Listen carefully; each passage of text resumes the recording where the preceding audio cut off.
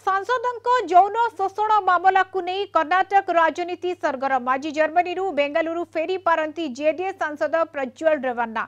से पहुंचा मात्रे विमान बंदर निज हेफाजत को नेब स्वतंत्र तदंतकारी टीम। सेक्स स्कैंडल मामला रे रेवन्ना को जारी होइछि लुकआउट सर्क्युलर।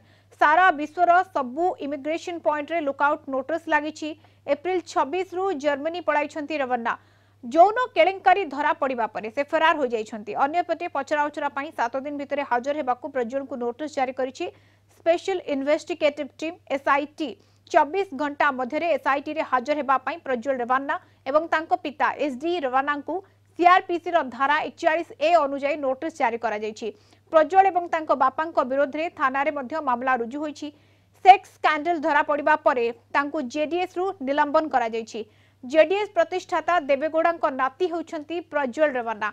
प्रज्वल रेवन्ना हासन आसन रु जेडीएस प्रार्थी होउछंती। एप्रिल 26 रे हासन आसन रे मतदान हेबार किछि दिन पूर्वरु तांको सेक्स स्कैंडल वीडियो वायरल होइथिला। अभियोग परे कर्नाटक सरकार तदंत पई तदंतकारी टीम एसआईटी गठन करिसंती।